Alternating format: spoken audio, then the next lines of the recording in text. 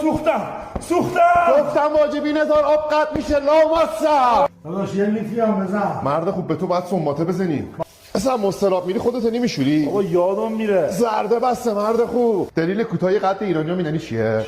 ای بی‌ناموس. میگه مرض داری؟ مردان نکش اینجا عمومی خصوصی نی.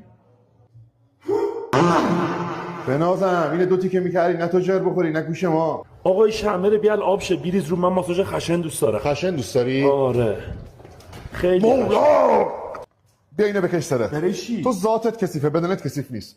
ببخشید حمام چند؟ 200 من. ارزان تر چیزی نداری؟ چرا؟ قرص چک خوش کن. آدم وفاداری هستی ها. از کجا فهمیدی؟ اموهای زیر بغله. بخی خیلی خوش چوسیده به خزینه هم نشنی بخی. به عشق آقام فراد مجیدی. اگه زور میخوای بری همون شامپون زن نهارکو بزن.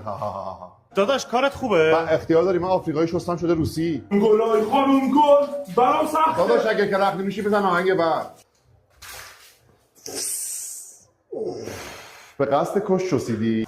آقا من یه دوش بگیرم. تعطیل آقا جان تعطیله. 5 دقیقه دوش میگیرم. وقت تنگه تیمم کن.